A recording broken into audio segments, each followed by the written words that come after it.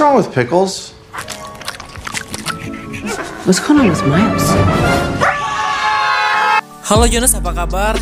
Masih dengan Kang Suki di sini. Untuk film kali ini masih dengan tema cerita film unik. Kang Suki bakal menceritakan sebuah film yang berjudul Family Switch, di mana film ini menceritakan sebuah keluarga yang mengalami kejadian ajaib, di mana jiwa mereka terpisah dengan tubuh asli mereka dan tertukar dengan anggota keluarga yang lain. Tapi di akhir film ini mereka dapat pelajaran yang berharga dari kejadian ini. So, buat yang penasaran dengan filmnya, gimana ceritanya? Beginilah ceritanya.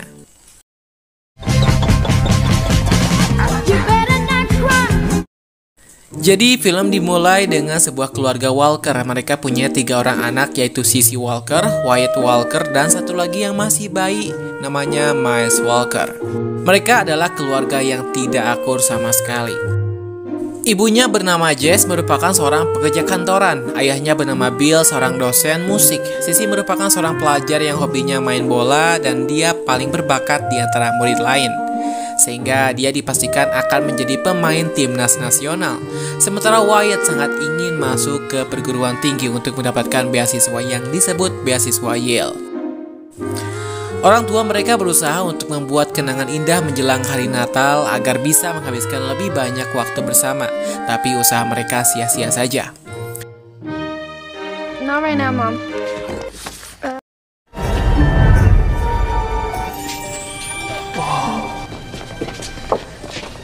Suatu hari, keluarga itu dan anjingnya jalan-jalan ke Observatorium Griffith untuk menyaksikan fenomena langka planet sejajar dengan menggunakan teleskop. World, you get up, you have a little Gatorade. Never what we want to do. It's There's not always a Maybe a lot to your brother. Di tempat itu mereka masih ribut tentang kehidupan pribadi mereka, sampai mereka pun saling mengungkapkan andai saja kau jadi aku jadi kau, agar mereka bisa merasakan beratnya kehidupan masing-masing.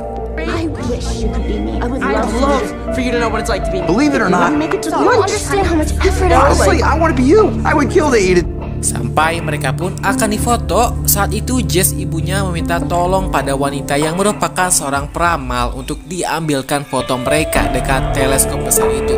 Would you take a picture of my family, please? Oh, it would be my pleasure. Don't be naughty. Wanita peramal ini mengatur posisi yang bagus untuk keluarga itu. Ketika peramal itu menyuruh mereka untuk mengucapkan Merry Christmas dan mengambil gambarnya, inilah yang terjadi. Merry Christmas!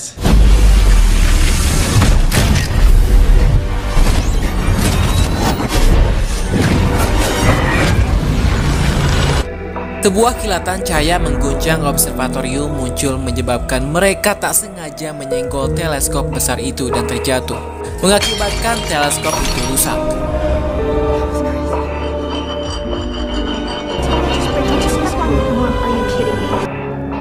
Beruntungnya tidak ada yang terluka.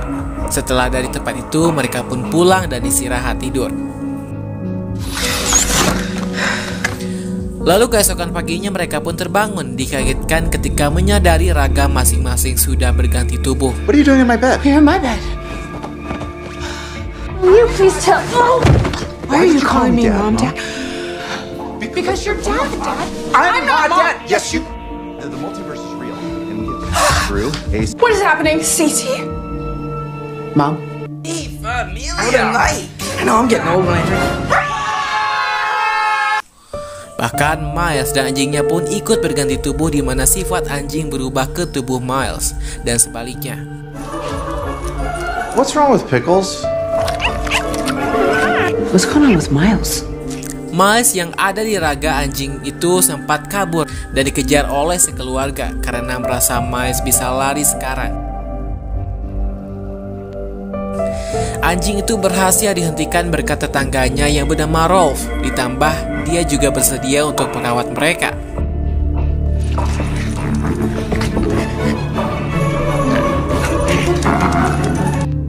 Mereka bingung harus bagaimana. Ditambah hari itu merupakan hari terpenting untuk mereka.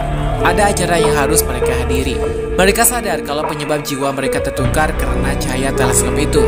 Mereka sekeluarga memutuskan untuk datang ke sana. Knocked over the telescope last night.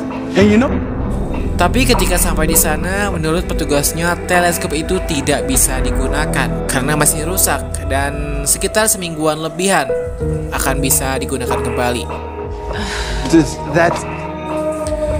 Karena tidak punya banyak waktu selama itu, akhirnya mereka pun membayar petugasnya agar bisa selesai diperbaiki dalam 1 malam.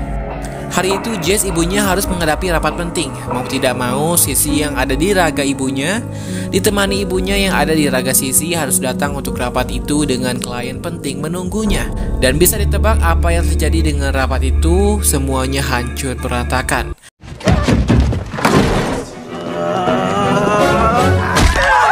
First, I'd like to thank you for coming today. We want to combine. Hang on.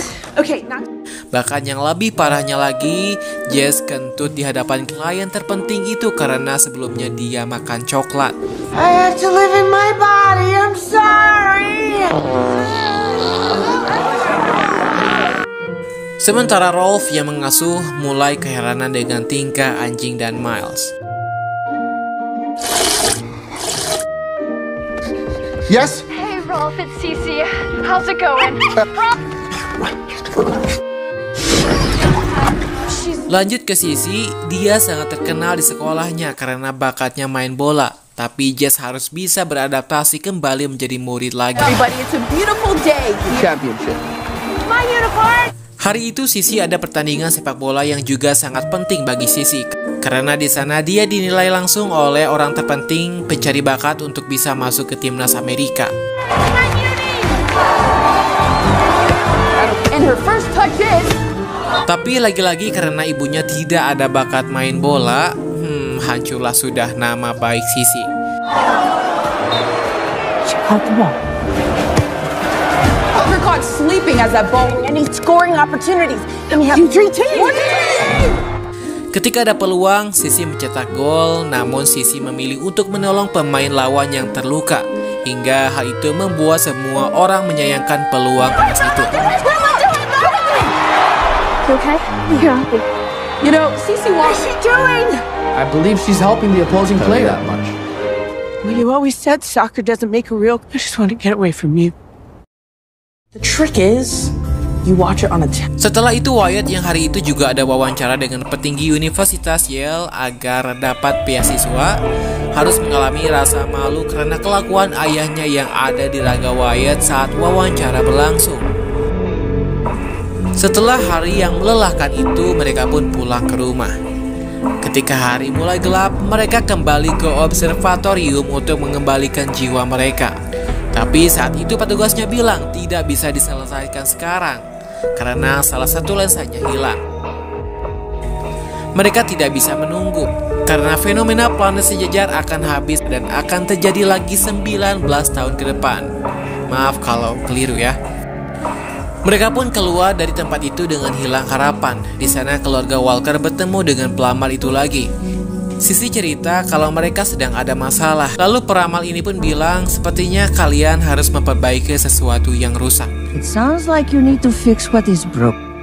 Tak lama, Wyatt sadar kalau dia punya kenalan yang bisa membuat lensa. Segera mereka pun langsung menemuinya untuk dibuatkan lensa yang baru. It's like 7:40. Setelah itu mereka pun pulang. Tapi ayahnya yang ada di raga Wyatt diam-diam pergi ke pesta bersama dengan Jess yang masih di raga Sissy. Karena sebelumnya Wyatt diundang ke pesta oleh teman spesialnya Wyatt. Ketika mereka pergi ke pesta, saat itulah Sissy yang masih di raga Jess dan Wyatt kedatangan tamu ibu-ibu. Wait to see when you come for dinner. Terpaksa mereka pun harus memasak. Oh, wow. You made it. Oh, that's this artisanal. Tiba-tiba para ibu-ibu itu pun mengatakan kalau dia melihat postingan di Instagram kalau Wyatt dan Sissy ada di pesta. Mereka pun langsung pergi. Cece, Walker. I'm having fun. Can you not just be happy? Dan di pesta itu mereka pun berakhir dengan menari bersama. Keesokannya di hari kedua bertukar tubuh, mereka pun harus menjalani kehidupan mereka sesuai peran masing-masing lagi. Sissy terpaksa harus kembali ke kantor karena akan ada rapat lagi. Sementara Jess yang diraga Sissy harus pergi ke sekolah. Jess berhasil mengambil perhatian gurunya karena bisa menjawab soal-soal. Dia pun bertanya pada gurunya, bagaimana dengan nilai Sissy? Dan guru itu menjawab kalau belakangan ini Sissy cukup bagus dengan nilai-nilai yang ia dapatkan atas kerja kerasnya. Selama ini ibunya mengira Sissy hanya fokus main bola saja, makanya dia sering tidak akur. Setelah mendengar gurunya bilang begitu, kali ini Jess sadar kalau Sissy belajar dengan caranya sendiri. Sementara itu, Sissy yang berada di raga Jess mengira kalau ibunya tidak suka dia main sepak bola. Ibunya sering memarahi Sissy agar fokus belajar. Tapi setelah mendengar kabar kalau Jess sering membangga-banggakan Sissy dengan rekan-rekannya tentang sepak bola dan pengorbanannya untuk Sissy, kini Sissy pun tahu kalau pekerjaan ibunya sangat berat demi keluarga, terutama anak-anaknya. I'm sorry, Mom. No, I didn't understand how hard your job. Sekarang Sissy dan ibunya saling meminta maaf dan paham dengan kehidupan pribadi masing-masing. Jika waktu rapat tiba dengan klien yang kemarin, Jess harus mengambil keputusan untuk mempercayakan tugas itu pada timnya. Jess dan Sissy lebih memilih untuk datang ke pertunjukan ayahnya, namun Wyatt yang berada di tubuh sang ayah tidak percaya diri dan takut akan menghancurkan karir ayahnya. Satu keluarga terpaksa harus mencari Wyatt dan menemukannya di kamar mandi.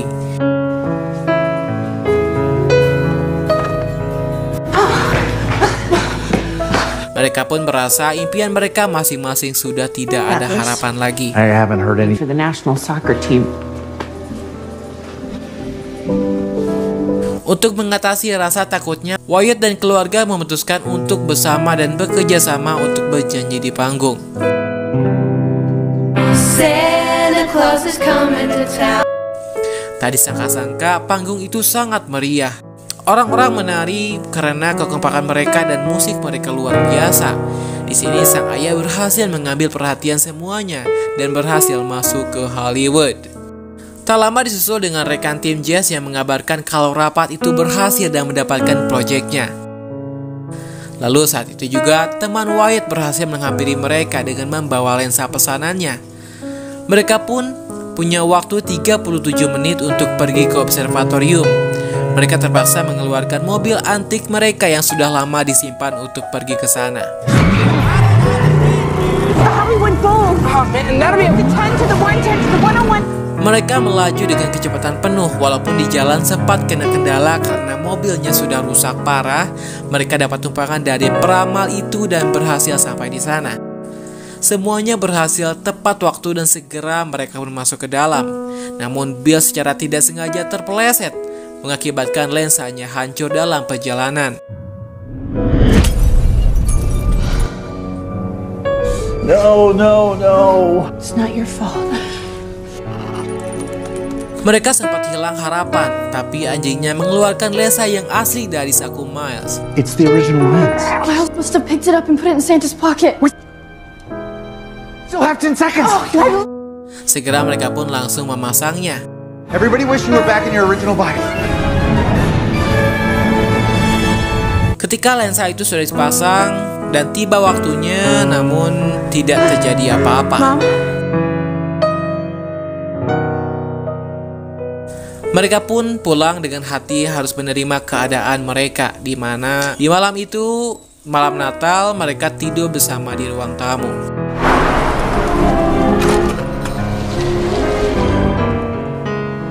Dan keesokan paginya mereka pun menyadari kalau tubuh mereka sudah kembali seperti semula. I think we're back. Sissy. Alf. Wake up. Yes. They're back.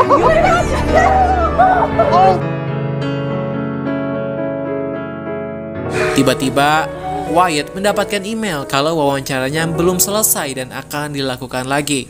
Yale says I'm not ready yet. Jadi Wyatt punya kesempatan kedua untuk memperbaiki kekurangannya. Bukan hanya Wyatt yang mendapatkan kabar baik. Pagi itu, Sissy kedatangan tamu dari orang yang menilainya kemarin saat pertandingan. Orang itu bilang kalau dia kagum dengan keputusan Sissy saat di pertandingan terakhirnya ketika membantu tim lawannya yang terluka. Ditambah Sissy diberikan kesempatan lagi untuk bertanding untuk menunjukkan bakatnya sesungguhnya. Really? Even after that horrible game? We're looking for two things. Thank you! Guys, thank you! Dari film ini kita belajar bahwa keluarga adalah pondasi yang kuat dalam kehidupan. Dengan saling mendukung, kita bisa mengatasi segala rintangan. Pesan moralnya, hargai setiap momen bersama keluarga, karena kebersamaan itu lebih berharga daripada harta materi. Saya Kang Suki undur diri, sampai bertemu lagi di video selanjutnya.